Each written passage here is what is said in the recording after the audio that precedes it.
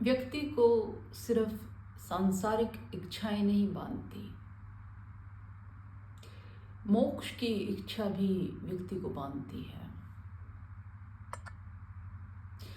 सांसारिक व्यक्ति की इच्छा तो बड़ी क्षुद्र इच्छा है, छोटी इच्छा है।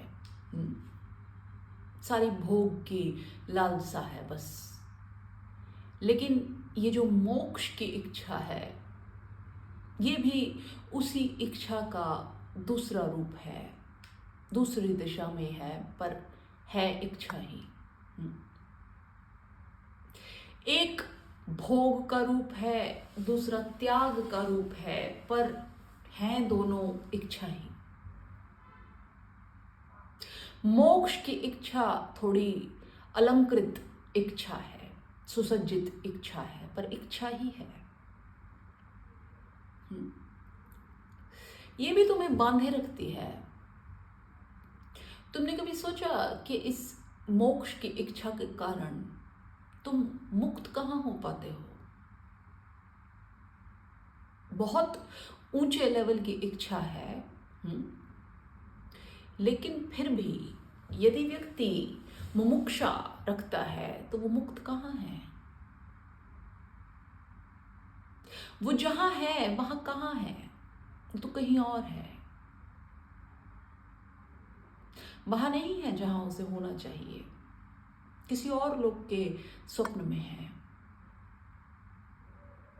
जहां पर वो इस जीवन से मुक्ति पा चुका है, इस बोझ से मुक्ति पा चुका है। पर विचार हैं किसी परलोक के विचार हैं कि अब जीवन मृत्यु नहीं, शांति, कुछ भी, पर इच्छा तो है। इससे क्या होता है? तुमने सोचा ये भी एक भविष्य की कल्पना ही तो है।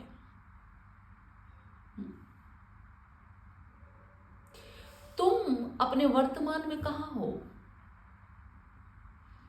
अपने वर्तमान के प्रति तुम कभी आभारपूर्ण कहाँ हो इस इच्छा के कारण?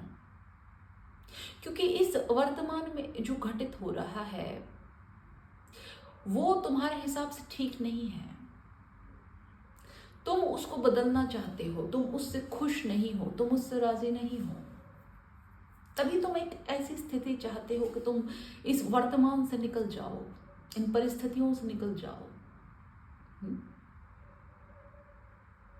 इसलिए तुम मोक्ष चाहते हो। तुम भर गए हो इस संसार से, इसकी आपाधापी से, इस दौड़ भाग से, इन सारी बातों से, जिम्मेदारियों से, धन की दौड़ से, पद की दौड़ से, किसी भी प्रकार की दौड़ से, रिश्तेदारों से, दोस्तों से, पति पत्नी आपस में, बच्चों से तुम भर गए हो। इसलिए तुम अब बस मोक्ष चाहते हो, परम शांति चाहते हो।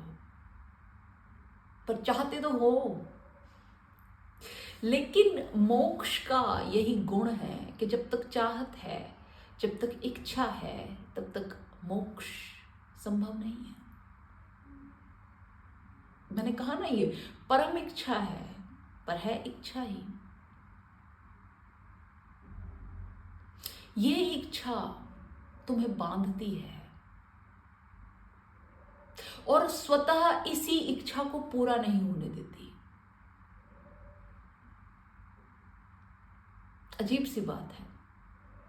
लेकिन तुम सोचो ना, अगर तुम मुक्त होना चाहते हो तो तुम्हें मुक्त होने से रोका किसने है?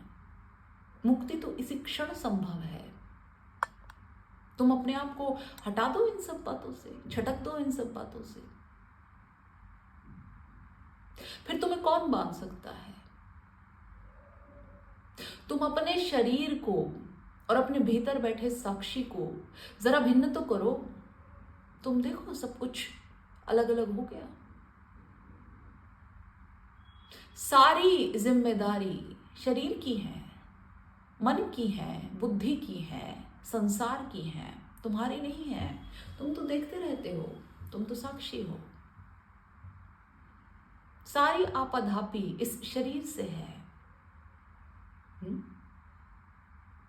तुम करो ना अपने आप को इससे भिन्न और तुम देखो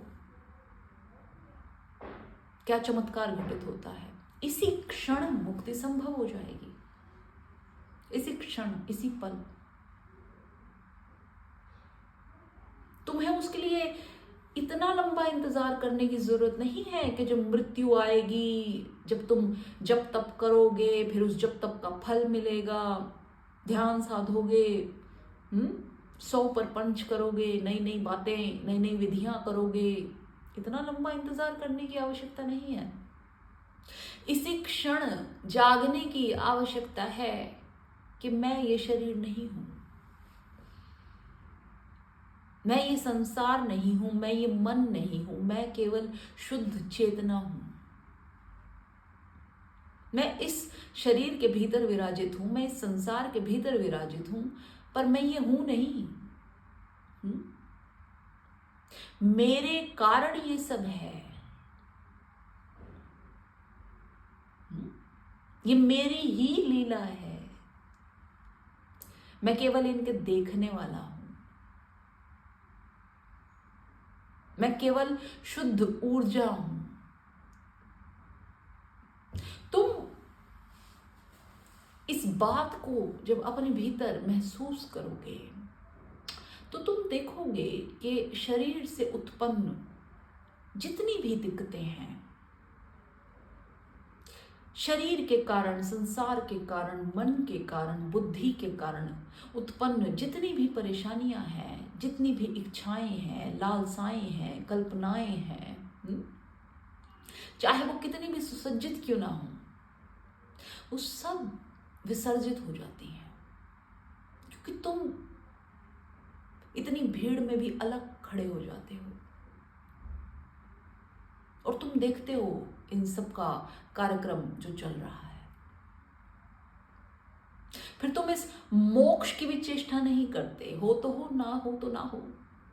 असल में तुम्हें पता ही क्या है कि मोक्ष होता क्या है? किसी को भी क्या पता है कि मोक्ष होता ही क्या है? हमें तो इतना ही पता है कि मोक्ष का अर्थ मुक्ति है, लेकिन कहा जाता है कि मुक्ति मृत्यु के बाद। अब मृत्यु के बाद का किसको क्या पता है? मृत्यु के बाद आके कौन बताता है कि मुझे मोक्ष मिला, नहीं मिला, मुक्ति मिली, नहीं मिली, क्या हुआ? हमें तो आज का पता है, अभी हम जीवित हैं, तो इसी क्षण क्यों ना मुक्त हुआ जाए। मृत्यु के बाद का किसको क्या पता?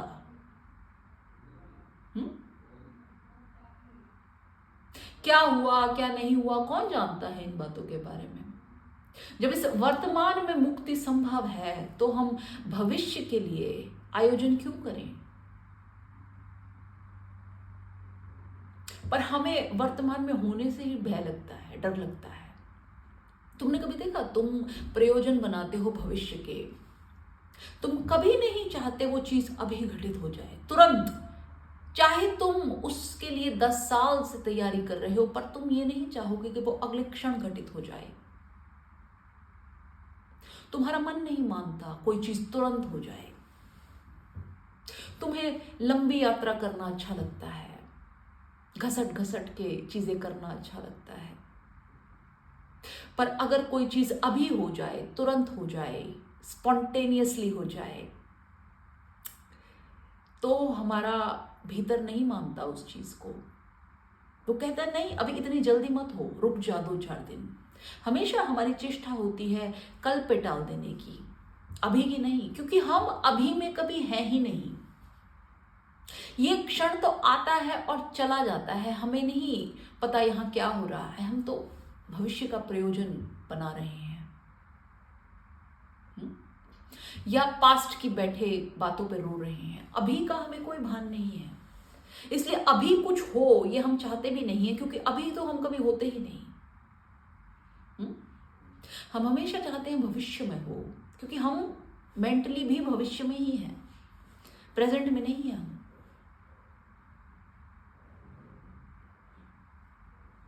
तो ये जो मोक्ष की चेष्टा है, ये तुम्हें इस वर्तमान की खूबसूरती को जीने नहीं देती। इस वर्तमान के प्रति तुम्हें धन्यवाद होने नहीं देती। ये तुम्हें हमेशा भविष्य की तरफ उन्मुख रखती है कि भविष्य में ऐसा घटित हो सकता है, ऐसा घटित होगा, ऐसा घटित होना चाहिए। पर यह अभी की घटना हो सकती है, उसी क्षण की घटना हो सकती है जिस क्षण तुम चाहो। तुम्हें किसी लंबे इंतजार की आवश्यकता नहीं है। तुम्हें अपने आप को अलग कर देना भर है, डिटैच हो जाना है और उस घड़ी को पूरी तरह जीना है जो घड़ी तुम्हारे सामने है, बस। क्योंकि वही घड़ी तो जीवन है, अगली घड़ी तो मृत्यु है।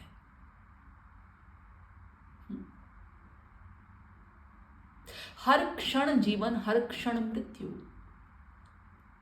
तो जैसे ही उस क्षण की मृत्यु हुई, तुम्हें मोक्ष मिल गया ना, मुक्त हो गए तुम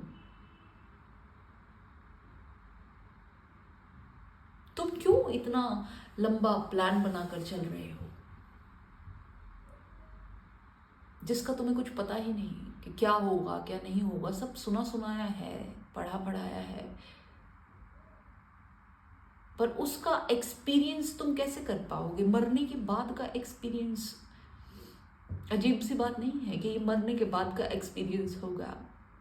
जीते जी जो सामने बातें हो रही हैं उनका तो तुम एक्सपीरियंस कर नहीं रहे हो, मरने के बाद के एक्सपीरियंस की इंतजार में बैठे हो कि मोक्ष मिलेगा।